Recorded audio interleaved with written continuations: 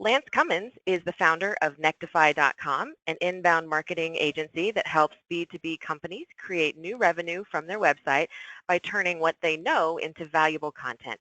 Because all of Nectify's team work remotely, he prefers to travel with his family and work from the road. Kind of like a gypsy, but with an internet connection.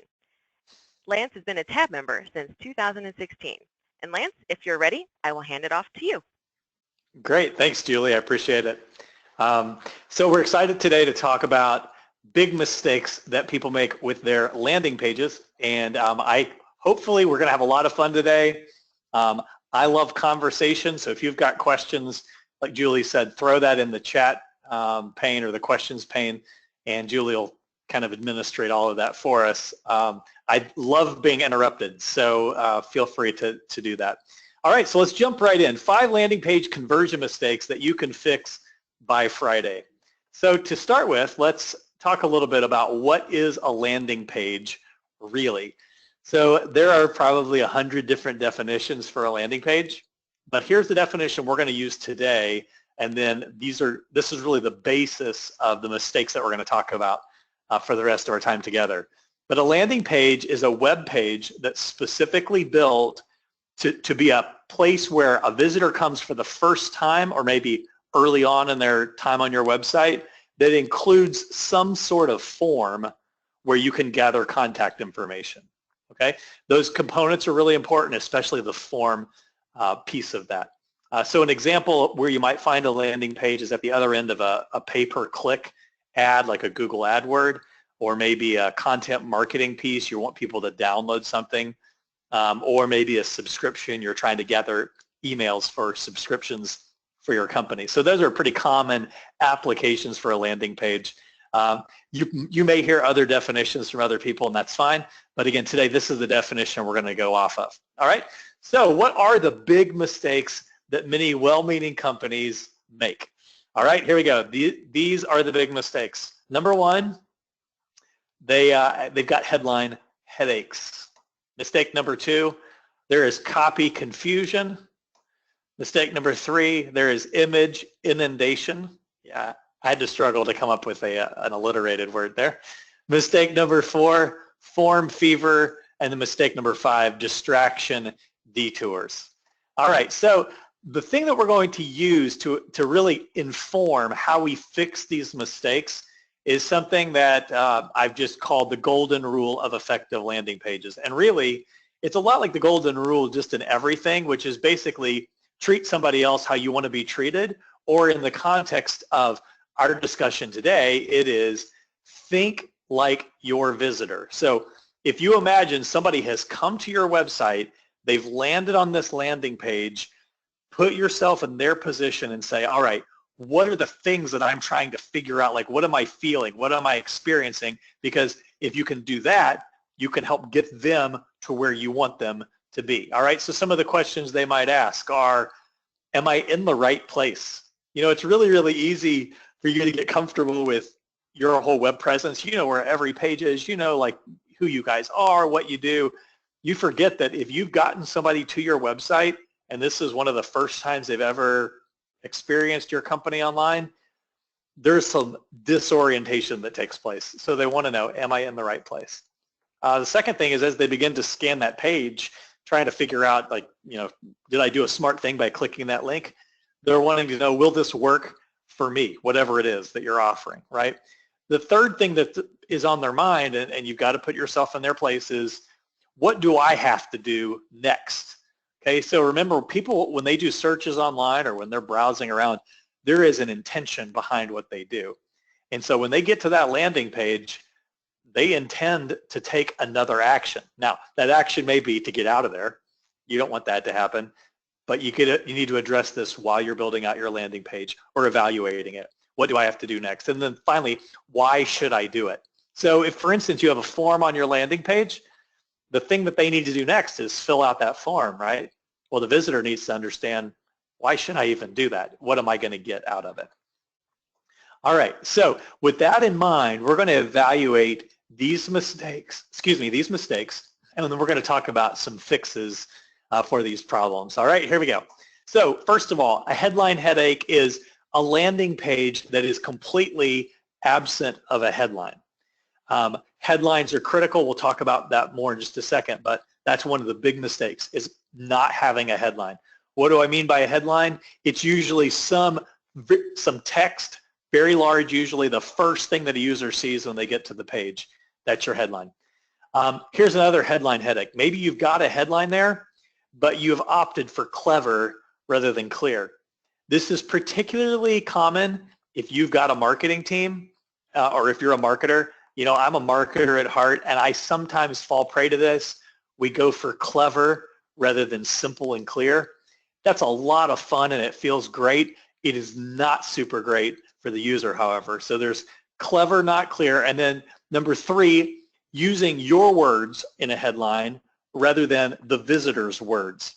What do I mean by that? So this is the beautiful part about digital marketing is if somebody has used a search to get to, let's say, a Google AdWord, or they find your website, they have actually typed in words into Google search or Bing search, if they do that, that literally are telling you what they believe they need, their words, right? It's critical then to use their words in your headline rather than how you would describe it. I'll show you an example of that in just a second.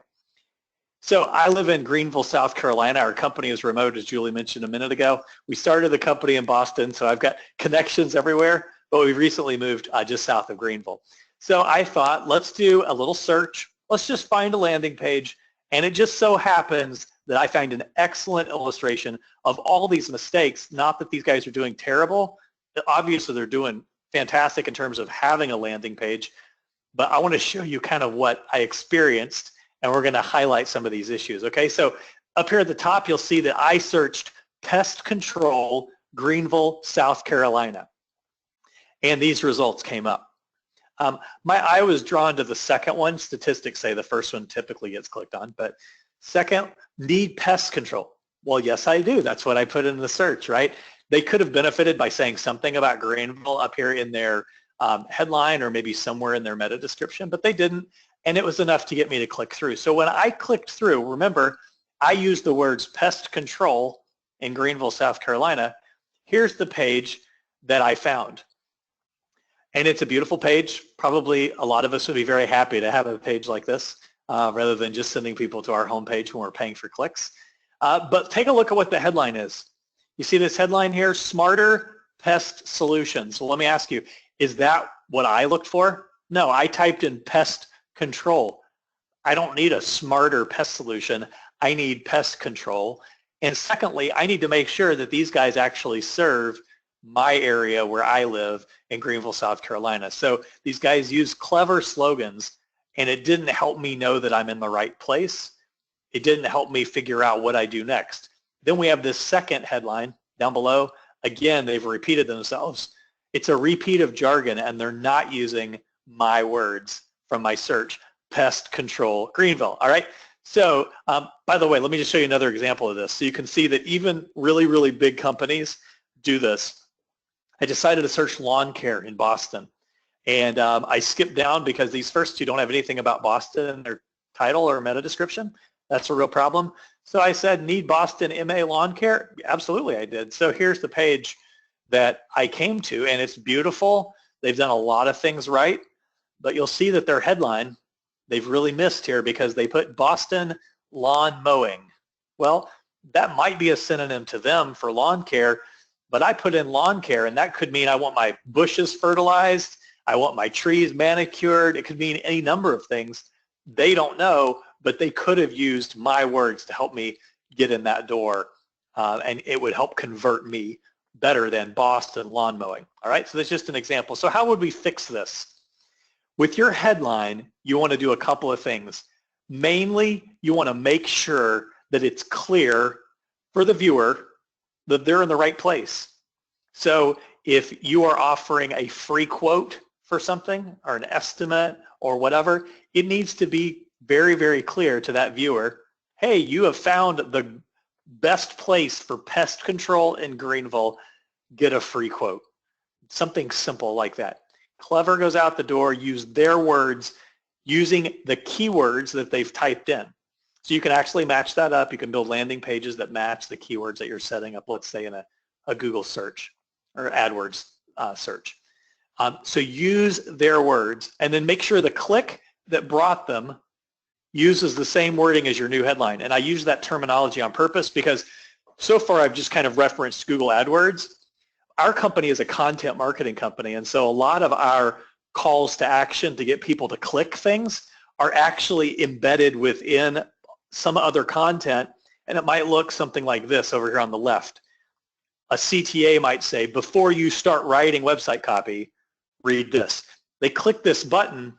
We've used this phrase, writing website copy, so if that's what they were interested in enough to click on that button, when they go to my landing page, the 8-part guide to writing stellar website copy, that headline, those words need to be in that headline. That is a huge part of helping the user, the viewer, feel comfortable like, okay, I landed where I thought I was going to land. Everything is good so far. All right. So by the way, if you've got, yes, go ahead, Julie. We did have a question on that. Warren has said that, he went in and actually tried this. He put pest control in Greenville, South Carolina, and he used quotations around both of those. And he said inside the quotation marks, he didn't, or the way, it's the inside quotation marks, the way I did in this example, you don't get the same thing that, he didn't get the same thing that you got. And he was wondering, is it the fault of the website, or is it the fault of the searcher's failure to use quotation marks, or how does that kind of play into it?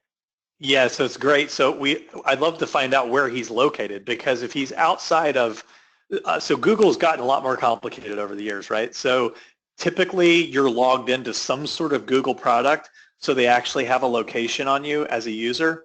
And so the results that you see doing that search may not be the exact same results that I see. And that's something to be aware of. Plus, when you put pest control without the quotes, it's a different algorithm search than pest control with the quotes. Pest control with quotes means you actually have to have the words pest and then control. Then that is determined by each company, how they've set up their Google AdWords, how they want it to be identified with a strict search or a broad search like what I performed. Okay, and he did say he's in Lexington, Virginia. So that you should get slightly different results, especially for local things. So Google has figured out that there are certain industries that need to be served locally. There are some questions that a company can fill out, but they also have certain, I've noticed certain industries get served more specifically locally than, say, a company that could serve nationwide. And so they try to filter those results based on your location, your searching location. Great, awesome. Thank you. Sure. We're ready to go on to number 2? Absolutely. Cool. So copy confusion. The word copy in the content marketing world literally just means all the words, okay? So everything, including the headline, is actually copy, but we've already covered the headline. So let's go take a look at the problems that people have on their landing pages with copy. Number 1, just simply too many words.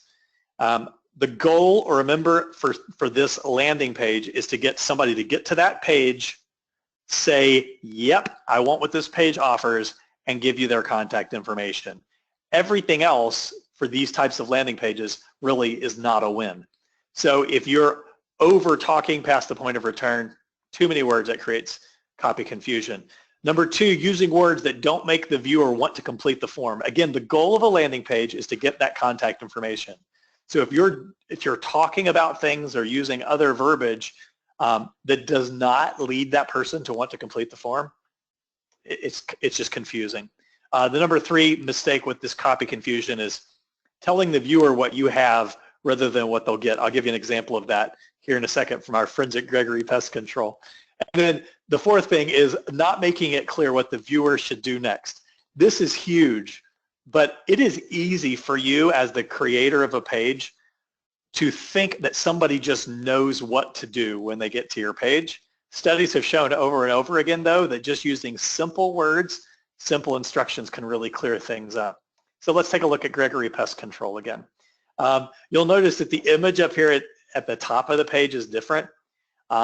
Unfortunately, Gregory has applied one of my least favorite techniques in the world, and that is a sliding image carousel at the top of the page. It confuses the stew out of a user. It's very, very lazy from a point of view of a marketer, because if you don't know what's most important for me on this page, I certainly don't. All right, so let's take a look here. First of all, let's look at this body text down below their form. You see, I'll mention a couple of things. One is this is about the company, not the viewer. So I got to this page. Remember, I searched pest control Greenville. I get here, there's a story about Gregory Pest Solutions. And this is interesting. It says from Virginia to Louisiana and throughout North and South Carolina. At this point, you're telling me about what you have, about your company, and you're expecting me to do the hard work of figuring out, well, are you in Greenville or are you not, right? Terrible, terrible thing to do with your copy, because you're putting the burden back on the viewer. Then we have this last paragraph. It says, so if you want to be smarter about how you handle your pest control needs, did I say I wanted a pest control education? No. Did I say I want to be smarter? All I said is I need pest control in Greenville. It says, make sure you talk with Gregory. Our expert technicians are ready to come serve you. We haven't told me what I really need to do. Now, I'm being a little dumb. I could figure out if there's a form there, I should probably fill that out.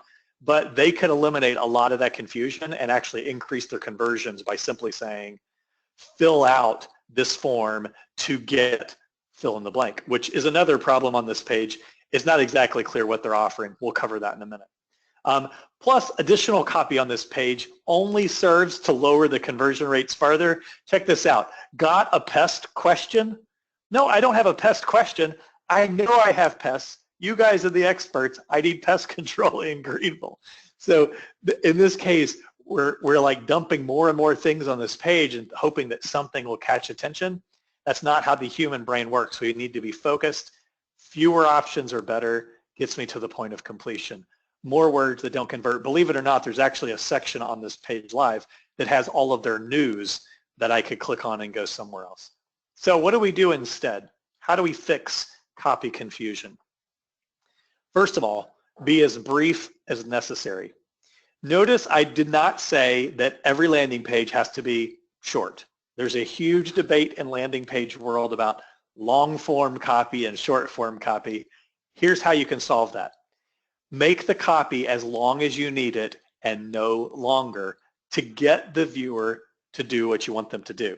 So if your goal is to get someone to download something, use the copy that's necessary to help them feel like this is what's going to happen. They feel good about it. They want to complete the form. Move forward. It should be as brief as necessary with no extra words. Don't put words on a page just because you feel like you need more words. Second thing, tell the viewer what they will get for taking the next step. So let's do this little mental exercise. So let's go back to the pest control people for a second. Chances are what they're really wanting me to do as the viewer is they want to give me a free quote of some sort, right? They want their salesperson to be able to talk to me, figure out what kind of property I have, what kind of thing I'm needing. The problem is on their landing page, all they're doing is telling me about their company. They're not saying, here is what this form is for, here is what you need to do so that you will experience this, this, and this. So instead, it should be something like, you could get a free quote with no obligation from one of our technical experts. You could be bug-free by next week, or they could use my little tagline, fix it by Friday, right? You could be bug-free. Here's what's going to happen when you fill out this form. Number one, we're going to evaluate your area and assign you the right technician. Number two, that technician will email you and ask you a couple of follow-up questions. Number three, you'll get a free quote with no obligation to move forward. Go ahead, do it. Don't give those bugs another chance. Something like that, right? You've told the viewer what they're going to get for taking the next step. Notice I didn't say, listen, we're experts. We've been around for 30 years. At that point, I don't care. Now, you might want to weave it into your copy and say, you'll get a technician from an expert in pest control for over 30 years talking to you. But again, it's all about what I will get, not about what the company has. That's what I put here in number 3 is think about what you get, not what we have. You may have heard this described in other places as benefits rather than features, selling the sizzle rather than the steak. There's a lot of terms for it. But remember, basically, there are exceptions. Every one of us as human beings are selfish, right? We want to know what's in it for me. You want me to do something? Great. What do I get? So let's use that as you build your landing page. Make sure you're telling that user, here's what you get. All right, number 4, write these landing pages for scanning. I wish I could see your faces and ask this question and get a show of hands, but how many of you, like, when you get to a web page, you think to yourself, you know what, I've got all day to read this. I'm just going to read every little thing on this page. This is really fascinating. Now, maybe you do if you have a hobby or something that you love. Chances are the reason you're on a landing page isn't because you went to find a landing page. It's probably because you were trying to solve a problem. You were trying to figure something out. When you hit that landing page, you're trying to figure out, am I in the right place? Is this what I need? And you're scanning. Things that will help with scanning, scannability of your page, use bullet points, short sentences, small paragraph blocks, bold text. Those things all break up visually what the viewer is looking at and actually allows them to figure out what they need more quickly. Also, be sure you have plenty of breathing room around your words. Sometimes that's called margin or padding or white space. There's lots of cool terms for it. I like to call it breathing room because literally your brain kind of gets a chance to go, oh, I see now how this is laid out. All right, so that's your fix for copy confusion. Are there any questions particularly around copy? Nothing has popped up again. Awesome. The 5th thing is this. Tell the viewer what you want them to do. This is huge, huge, huge, huge. Do you realize that if you would simply ask people to complete the form to get whatever it is you're offering, they're more likely to do that? If you ask them to complete the form and give them some small reason, they're even more likely to do that. There's a fascinating study about people asking for permission to do something or asking to basically to inconvenience someone else. And basically, they found that if you'll ask and provide a reason, even if the reason's not that great, you're much more likely to get a positive response. You can use that in your landing pages as well. All right, let's go look at mistake number 3. Actually, we did have one question that popped up. Sweet. Let's do it. So Barry had mentioned, he said, when you're talking about scanning, and he says this might be a little bit of a silly question, but he's asking visual scanning, not actually using a physical scanner. The terminology was a bit confusing. I'm sorry about that. Yeah, thank you for the clarification. When I'm talking about scanning, I'm literally talking about the eyes of your viewer scanning the page. There have been several studies with visual heat maps that basically the human experience with your web page travels in what they call the kind of an F pattern, which means they start at the top left. Imagine, I'm going to do this in reverse. I don't know if the camera is going to turn my gestures around, but they start at that top left. They scan across, which is why your headline is so important. They come back, go down a little bit to the next thing that their eyes can fix on, and they scan a little, maybe not quite as far because they're just seeing what's going on next. They go down, scan a little further. It kind of forms like a capital F. That pattern shows up over and over again. So when I'm talking about scanning, I'm talking about the viewer's eye scan, where they're trying to figure out what's going on the page. Thanks for the question. All right, thank you.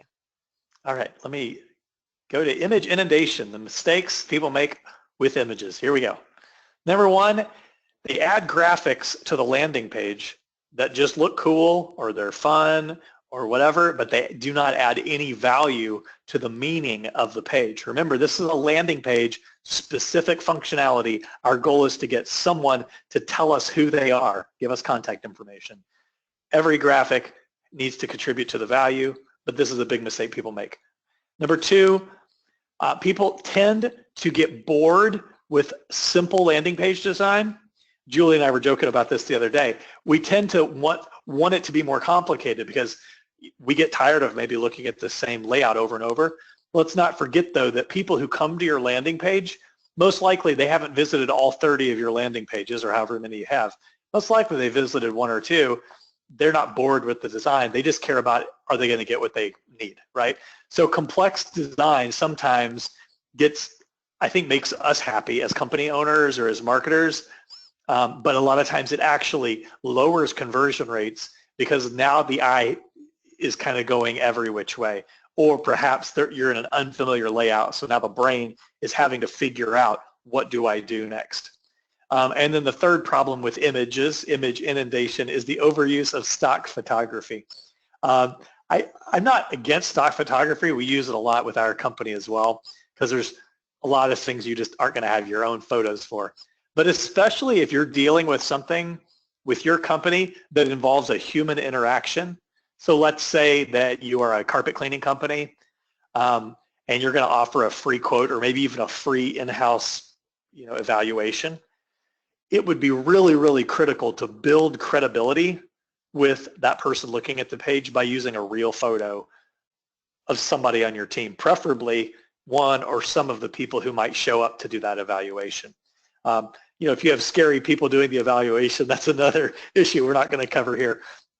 But stock photography actually can lower perceived credibility of your landing page, especially if you use like overly smiley people, kind of like this guy I've got here holding up all the different aces. So let's take a look at our friends at Gregory and what they've done with their page. Again, this thing is beautiful, and they're obviously doing a lot right. They just got the unlucky draw, and I found their landing page, and they've got so many of these wonderful mistakes that I decided to point them out. So let's take a look. Again, this is the same landing page. They have slid in a different title in the time that I'm on that landing page. This doesn't even begin to convert anybody, because now they're saying smarter environmental control. That's a different thing. They've changed the headline. I remember I was looking for pest control, right? I'm not looking to control the environment. I'm looking for pest control. But let's look at the image. So they've got this flower. That doesn't really help me at all. Or some of this is because of the slider. Doesn't show the viewer what's going to happen next. Like, I don't understand, am I getting a bag of seeds when I complete this form? What's happening? And then there's this wonderful photo of a mom with her son. It's pretty, but that doesn't really help me figure out. In fact, in this case, it actually makes me think maybe I'm in the wrong place. So how do you fix image inundation? A lot of you aren't going to like this, or maybe you will, but a lot of designers don't like this. A lot of marketers don't like this. Keep the design simple. Keep it simple.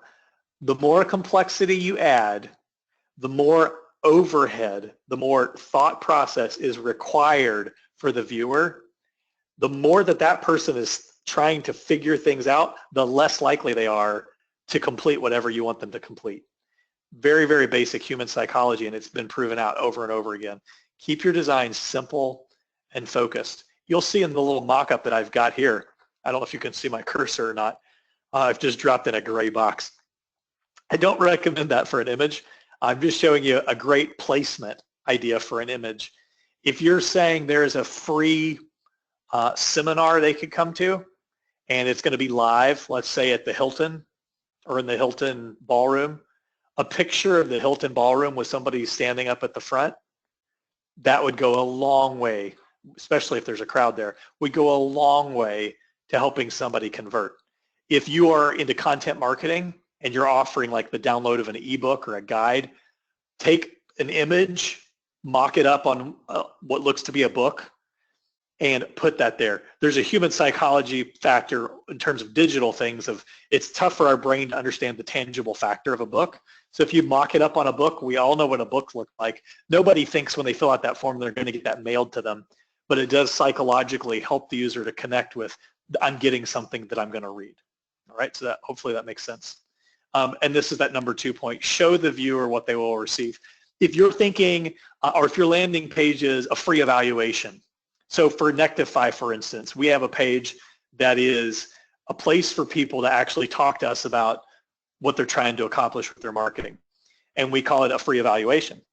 So when they complete that form, because I am the sales guy at Nectify, that's my role, I have a picture of myself on that page. It's not because I think I'm that great looking. In fact, it scares me to see the picture, but at least they know it's a real person. It's clearly not a stock photo because it's me. And then when we get on a sales call, we usually do video calls for our sales calls. there's already a little bit of a rapport there because they know what I look like, they know I'm not intimidating, and that helps conversion, all right? And then use original photos like we mentioned.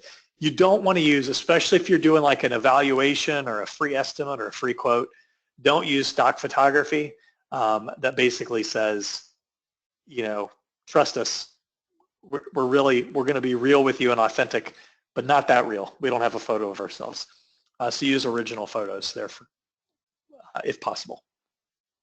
Any questions about images before we go to form fever? We do. David is wondering, what's the difference between using a graphic in, say, a social feed, which he's heard is typically recommended, versus using it on the landing page? It's a great question. So behavior on a social network is vastly, vastly different from behavior on a landing page. Social, I'm going to try not to get on my bandwagon here or my soapbox. Social media is fantastic for getting people to react, but not good for getting people to think. And this is where so many companies struggle because if there's a cause they really believe in, or they believe that their product is the logical solution for people, they tend to make a logical play on social media. What we see over and over again is that emotion or reaction plays well on social media. So if you're going to use something in a social media feed, for instance, if you use an image that evokes a reaction, that's a very, very high performing image. Now, if you just use an image, you know, it's a picture of books, picture of smiling couple walking along the beach, those don't really generate a lot of emotion or reaction, and they'll perform probably just slightly above a post with no image. Other than Facebook, I think, especially filters out things without images and that sort of thing. So some of that you got to put an image in just to get it in somebody's feed or get it in front of them. But if you want really high performing, you've got to go for an image that generates some sort of reaction. And honestly, the more visceral reaction, the better response you'll have. I'm not advocating this necessarily because I feel like there's some areas that I don't want to get into human psychology-wise. But people have really gone to great lengths. If you look at a lot of images online that kind of maybe get fed at the bottom of a news article or in your social feed, they typically evoke like a visceral reaction. There's like a really scary looking thing, or there's like the curiosity angle of like, I don't know what that is. That's so weird, or that's just not right. And you click on it because you're trying to figure out what it is. What I would tell you about that though is whatever kind of image or feeling or whatever you're using in social media to get someone to click through, if you're going to take them to a landing page, make sure again that the feeling or the words or that mental image or whatever ties back to the landing page. So I would also use that image or a variation of that image on the landing page, again, to help that user know that they didn't just get gamed, they went to somewhere that they meant to go to. Did I answer your question?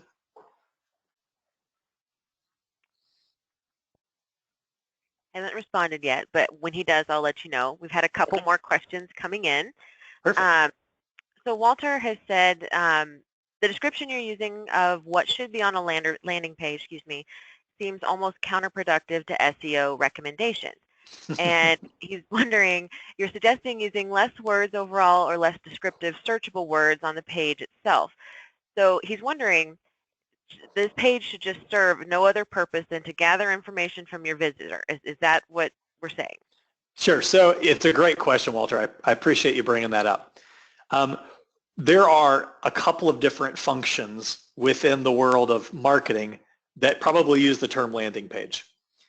There are lots of agencies that would use the idea of a landing page is an SEO-centric page, like you've talked about, that maybe has comprehensive information, shows up well in a search engine, and they click through to get there. If you use a page for that, that's fine. Some of the things that I've said about being brief go out the window. The type of landing page that I'm referring to here is one where you've gotten someone to that page. So what we would recommend in the case that you just described is to create a content page, that has a CTA that takes people, like that's called a call to action. They can click through to go to the landing page with the form. So that landing page itself the little bit of copy and the form, that does not serve an SEO function. That serves a lead capture function, whereas your other page is designed to actually bring people to the site so that you can get that landing page in front of them, that call to action in front of them. I hope that answers that question. It is counterintuitive, and we seriously recommend to separate those two functions because you dilute the effectiveness of each of those if you try to combine that onto one page. Okay, so far nothing else. Let's talk about form fever. So again, these landing pages have forms. So if you have a form that there is no title over the form, there's a real problem because you might know what that form is for, the person who set it up, but assuming that the viewer knows exactly what that form is for, you're hurting yourself. Again, you're creating basically friction to keep that viewer from moving to the next step. And everything on this landing page is about smoothing out that experience of the viewer so that they'll actually give you that lead information. Number two, asking for too much information. We talked about in our little promo for this webinar about being overly curious. I laugh when I see some form fields on landing pages because literally it's like we want to know everything about them and we're asking for this and we're asking for that. Make sure that the information that you're asking for is critical to you taking the next step and don't add anything else. I'll go on to the fix in just a second, but that's a big problem, asking for too much information. The third problem that happens a lot of times with forms is you're making the viewer think too much. Basically, when you ask large open-ended questions, you can actually cause the viewer to slow down and go, well, I don't really know how to put this into words, or, oh, it would be too much. I just want to talk to somebody. And it almost becomes a little bit of a kind of a roadblock. Fourth thing, using a generic button title like submit. The reason that it gets the word submit is because in the HTML code, that's called a submit button. That's a horrible verb to use, probably with most things in life, but especially on a form. So what's the fix? Let's look at Gregory again. Poor guys, just beating up on him today. You already know where we're going with this, right? So we have this form here in the middle of the page. Not a good layout for form because, and there's a gray background, which gray is typically used to indicate something that is inactive or not important, or at least less important than other things on the page. But here we have a headline that says request information. That's fine. I mean, in a way that tells you the title, but I don't know information for what. Remember, I searched pest control. Now I'm here. Now you're telling me to request information. That's why I'm here. I want to request information. So it's a little confusing, not clear what happens with the title. You might want to use something better like get a free quote, get a free evaluation, talk to our experts, or get a phone call within 10 minutes, get an email in 10 minutes, something like that. Then they have this bizarre field that is called your request, which I thought that's fascinating. Again, it's an open-ended thing. It makes me think like, wait a minute, I want pest control. Do I have to tell you that? Like, I'm here, have somebody call me, have somebody email me. So you don't want to have open-ended fields like that, and especially when it's like, obviously I'm only allowed to put 2 or 3 words in there, so they must not want to hear back from me too much. And then of course they've got the word submit on the button. Maybe something like request information or send request. Those are all much more acceptable, positive, like kind of action-oriented verbs. It's amazing how often that submit gets left there. That's easy to change. Make sure you fix that. So here are the fixes. Use a simple form title. If you're in content marketing like we are, usually our form headline will say something like, download this guide or complete this form, which is kind of a funny thing to say, but again, you're instructing the user what to do. Again, only ask for the fields you need to complete the transaction. In my example here, I've put a first name, last name, email address, and then we really need to know this one thing. If you can get by without asking more, do it. So if all you really need is contact information and then your sales team will take over from there to get all the info that they need, do that. You'll actually increase your conversion rate. With every question that you ask, you're lowering the number of people who are actually going to complete that form. I will say this, especially with content marketing, the value or the perceived value of the thing that you want them to download, the higher the perceived value, the more fields you can put on your form. Because basically what you're saying is it's worth it to you to go ahead and get over the hesitation of filling this form out, because this is going to be really, really good. Okay, so just make sure that the value exceeds the friction or the hesitation that the user has. And then again, use positive action verbs on the form button. I've got the words download now on our button here. There's lots of variations, and you can even do some fun stuff. Just make sure that there's a positive action verb that has something to do with completing that transaction, like send or request or so forth. Do we have any questions around the actual forms themselves? No questions, no. Beautiful. All right, distraction detours. Giving the viewer options to click on something other than your form. It is really, really easy to forget why you have a landing page. You have a landing page, the way we've defined it, to get someone to tell you who they are, right? To give you their contact info so that then your sales team can follow up. Everything else, everything that doesn't contribute to that is a distraction and will hurt your conversion rate. For instance, another distraction detour, adding social share icons. Just think about social share icons on a landing page. When someone gets to your landing page, unless the point of the landing page is to get them to click on share on Facebook and you're trying to kind of spread something that way, you are actually sabotaging your conversion on the form, because you're saying, hey, complete this form. No, share this on Facebook. You can't have it both ways. So adding social share icons is a big no-no on a landing page. By the way, there are major companies, major marketing firms that disagree with me on that. I think the proof proves it out in our case when we look at our statistics. Removing social icons is a really good thing because you don't need them to do that. Plus, to be candid, very few people are as excited about your landing page as you are.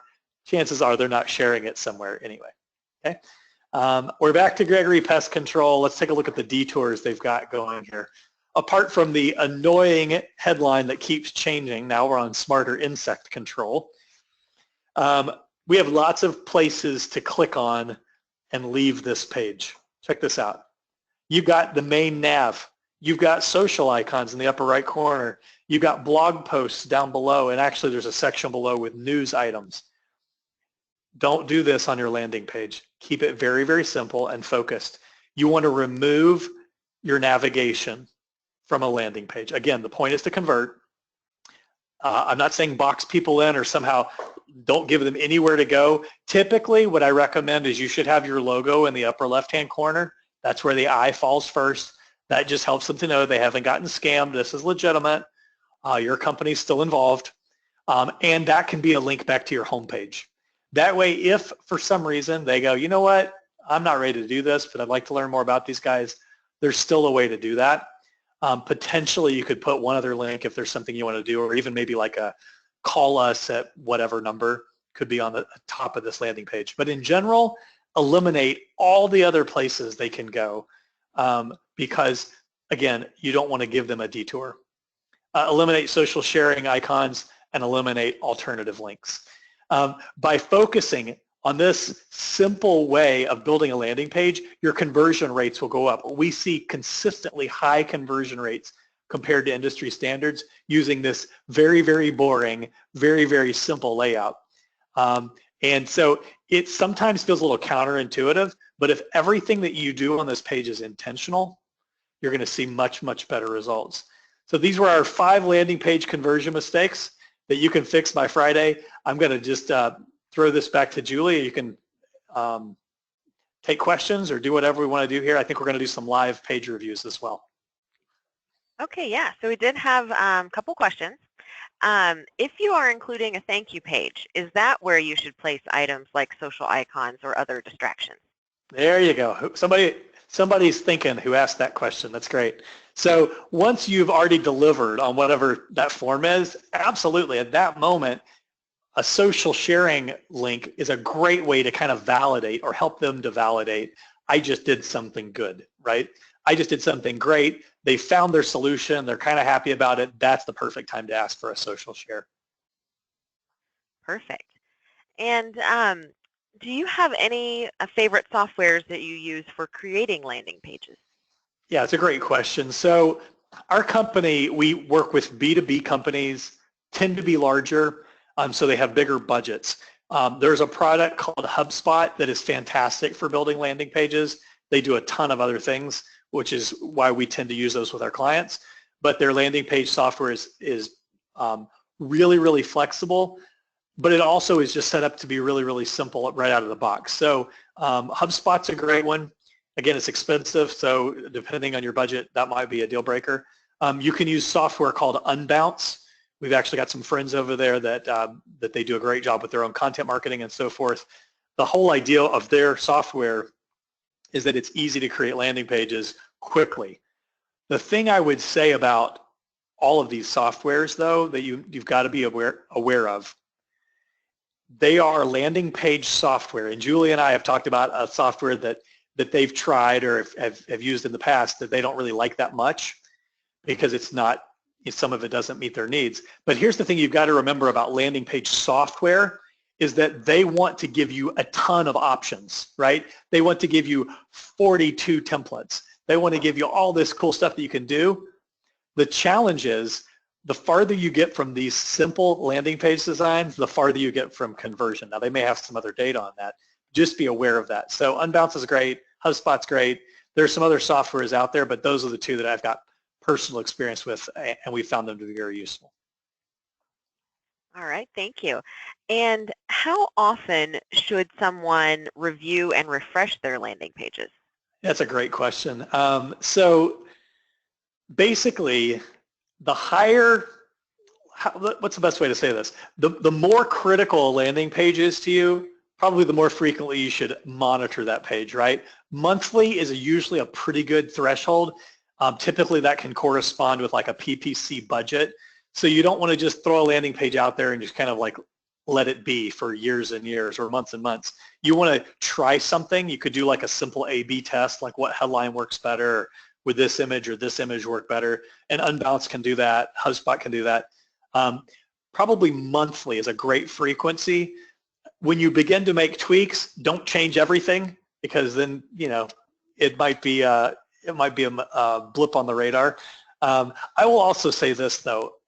This is kind of controversial. I love controversial things, but I think a lot of people spend time optimizing landing pages when really a radical approach is probably in order. Like if you see these 5 mistakes that I just went through, if you just cleaned those up on a landing page, that would be a radical overhaul for most pages. And you would see a tremendous result from that.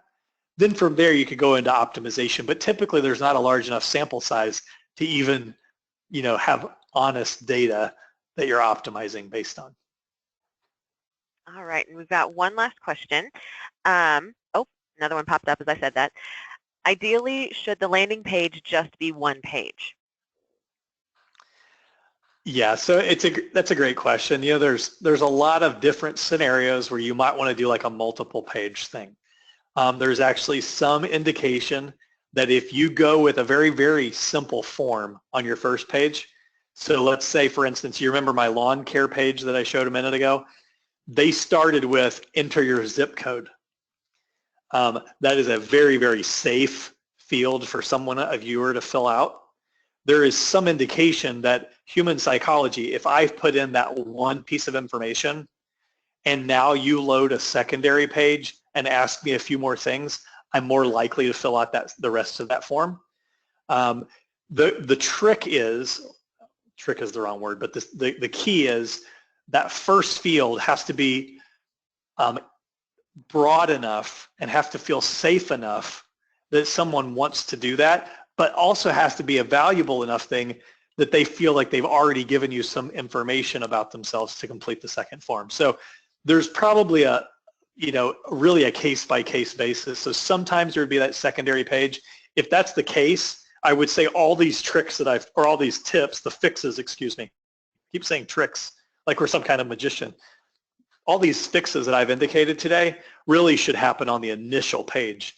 Your follow-up pages could be then just about encouraging them to complete the rest of the form. You could say something like, great, we just need to get a few more things figured out so we know how best to help you, something like that, to encourage someone to fill out the rest of the form fields. All right, and the last one is any tips on which social platforms give highest return on investment? Ooh, okay, so really it's going to be your industry. And by the way, I'll give you my, I'm going to put my contact info up here at the end. I love to just talk and hear and listen and help figure things out. So I'm more than happy to help you figure this out on a case-by-case basis, but it really does depend on your industry. It depends on how you are different in the marketplace. It depends on whether you're selling straight to consumer, or if you're selling to business. I mean, it's still a person on the other end, but just where they would interact with you is probably completely different.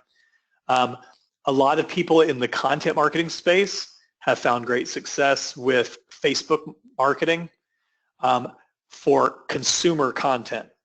To be candid, since we work mainly with B2B, we hardly ever do anything with Facebook because what we have found is people who make business decisions for a company that are buying, business-oriented products, typically they're out of that mode when they're on Facebook. There's some exceptions to that.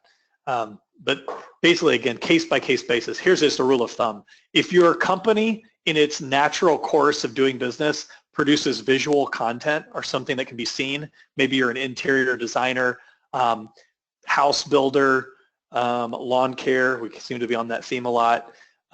Those things are very, very visual. Those could be on several of these visual platforms that could really have an impact. Pinterest, obviously Houzz if you're in interior design and so forth, Facebook, Instagram. So it really depends on how you're creating things and who is the potential customer. Where do they tend to interact with that kind of data?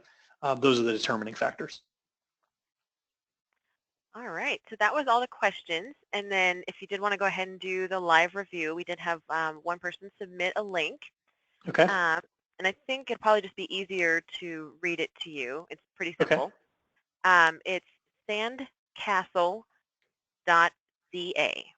Sandcastle, if I can spell castle right, .ca. Yes, and then he mentioned going to their Contact Us page. Okay. And he also says, feel free to beat up our website all you want. I don't beat anybody up. Well, let me start with this, Julie. I think we had a couple of people submit landing pages beforehand, right? So could I do those first and then we'll flip over here to Sandcastle? Okay.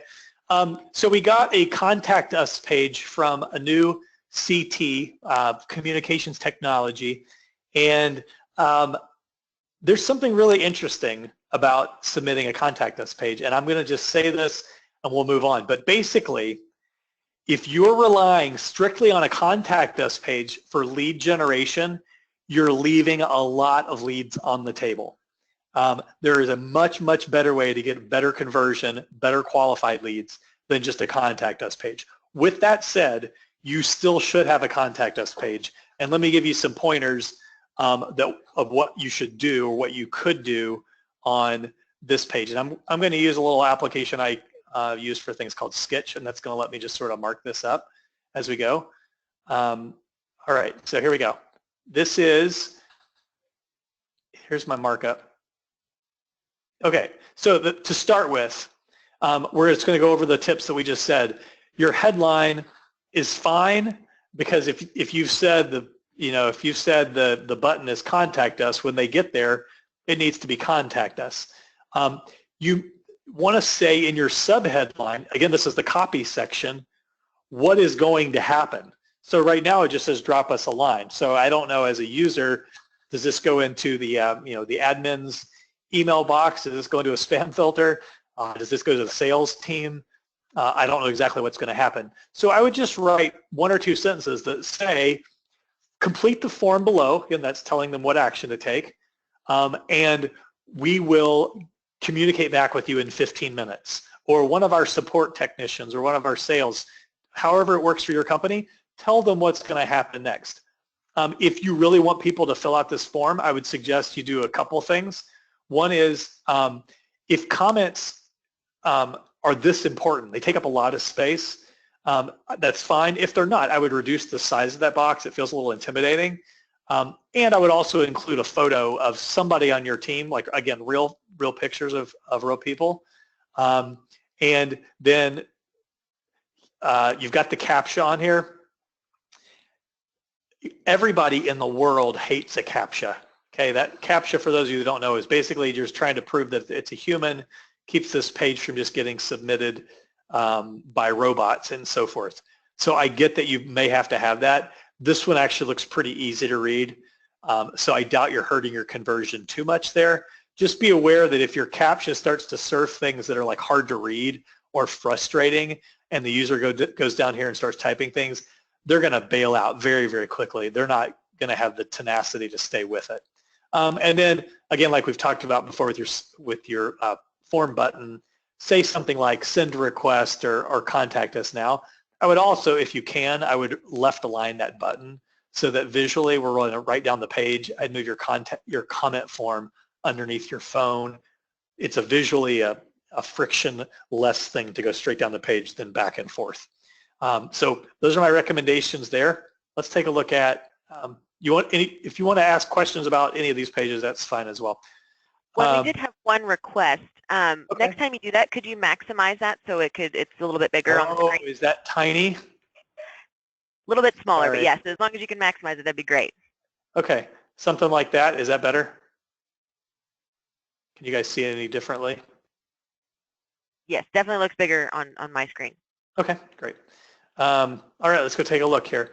The request on this one was from voxr.org, and I believe it was on this 1-minute test. So to clarify, the discussion we wanted to have today is about landing pages.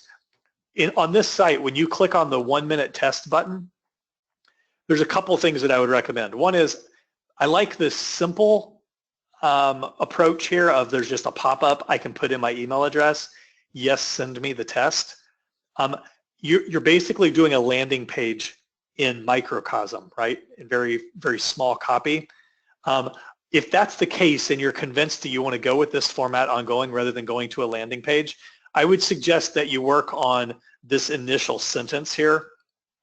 There needs to be some reason I should do this and benefit from it.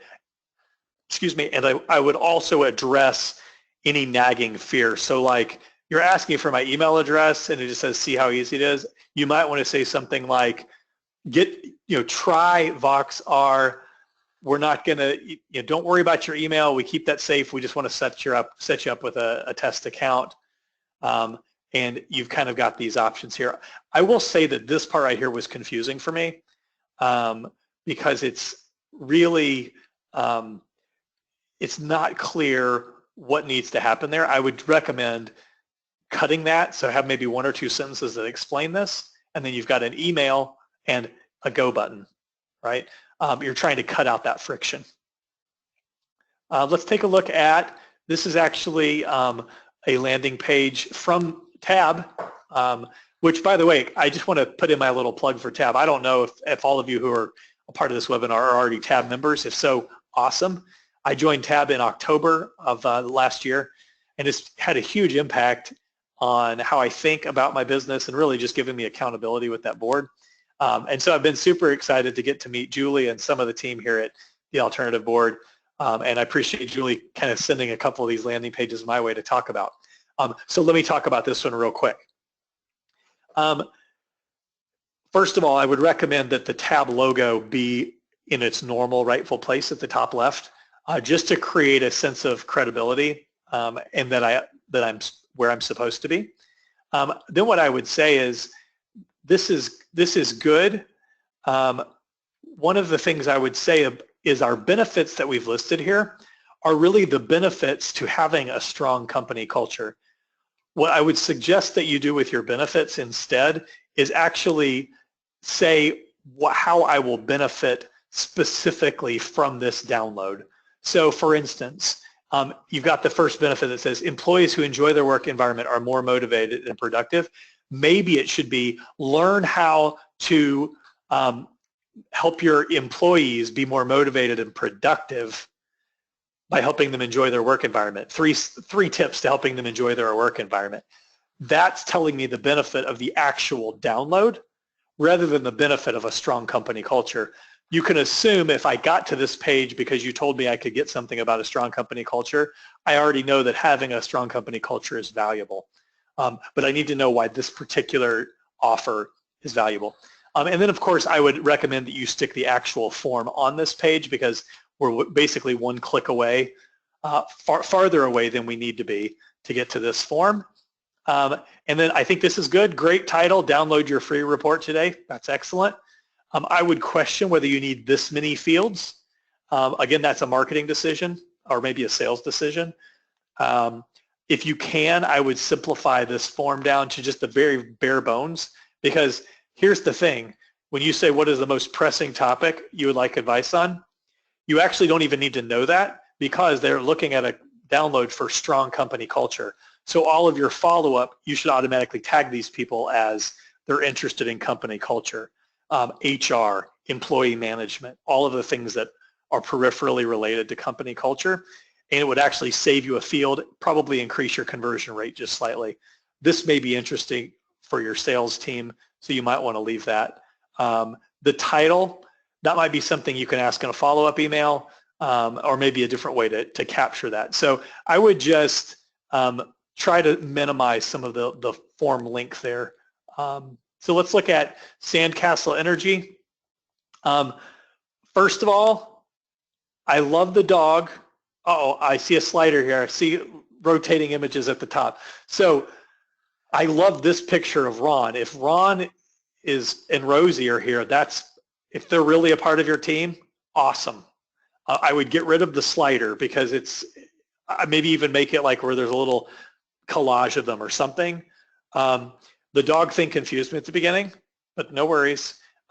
This is not super helpful if this is a landing page. Since this is a contact us page, what I would recommend that you do is start with contact us as your headline. And then when you get down here to the actual body of the form, which by the way, I think you've done a great job with, simple, very, very simple. You got one of these crazy CAPTCHA things, which we already said could be a real challenge. But then I would actually you might consider a random load of these images, and I would actually put it down here below your submit button. I would take all of these guys down here because essentially someone's going to need confirmation, okay, before I hit the submit button, are these real people? But I think, again, if these are real employees, that's fantastic. Love that. I would just probably apply that a little differently. And you might want to do something a little to just kind of improve the look and feel. You guys have send down here. Probably you could do something a little more exciting. And also I would make that a graphic button so that it's really clear where that button is. It kind of gets lost in the CAPTCHA here. And he did say that those are the actual employees at the company. That's awesome. But sadly, the dog did pass away. Oh, that is sad. So you kind of get sad every time you get to the contact page. Man, well, that's great. I seriously, all kidding aside, that is a fantastic way to approach that. Congratulations on that. All right, and we did have another question come in. Is selling fear acceptable on a landing page? And he's selling a safety product. Oh boy, selling fear. That is a tough one. And honestly, I should probably just write an entire thing about that because I have some definite opinions. Really, it's about how you take that. Fear is a natural human expression, obviously. You know this, being in the security industry, especially because your product is designed to help relieve some fear, right? You've got to be really careful, though, because you don't want to play the heavy hand, and I think there have been several, especially television advertisements, that companies like that have gone too far, where it literally associates their brand with fear, and that's not a positive thing. So it really should be about acknowledging that there's fear, because we all know it. Like I wouldn't hammer the point home about how unsafe you are. Naturally, your user knows that. They have this sense. You could confirm it maybe with a simple statement, but then very quickly turn that to, it's time to breathe easier because you are close to having the solution. That's the type of thing that you can do with fear. If you're going to use social media, I would say fear is a very strong social trigger. You could use fear, statistics, some kind of story from users in social media to get them to a landing page that then says, hey, good news. You don't have to be fearful for long. You're where you need to be. That's how I advise our clients, especially when it comes to selling with fear. All right. Well, I don't have any more questions, but Lance, didn't you say you have your contact information up on a slide? I do. Yeah, I got to go find it. Let's see. You guys are just looking at my screen, so this is exciting. I was going to mention this, by the way, and maybe Julie, you can share the link with everybody. We actually built a whole guide about writing copy for your entire website. It'll include some stuff for landing pages. Julie, again, will share that link. And you'll notice we're trying to use best practices here on our own landing page. And then I also wanted to tell you that you can always come to Nectify's website. Go to nectify.com/blog. We've got a ton of stuff about landing pages, ton of stuff about running your business, running content marketing and so forth. And then here's my contact info along with my happy mug, lance@nectify.com. Email me. It's the best way to get a hold of me. And I'll do what I can to be as helpful as possible, especially if you're a TAB member. Love to help a fellow TAB member solve some problems, especially around marketing. Awesome. Well, thank you so much for presenting, Lance. It was very, very helpful. I think everybody here got a lot out of this. And as he said, his contact information is up there, so feel free to email him with any questions. And you can check out all of our previous BOSS webinars on demand by visiting the TAB website, thealternativeboard.com, and clicking on webinars. You can also see all of our upcoming webinars on that same page. So thank you, everybody, for joining us today. Thanks again, Lance, and we hope you have a wonderful rest of your day. Bye-bye.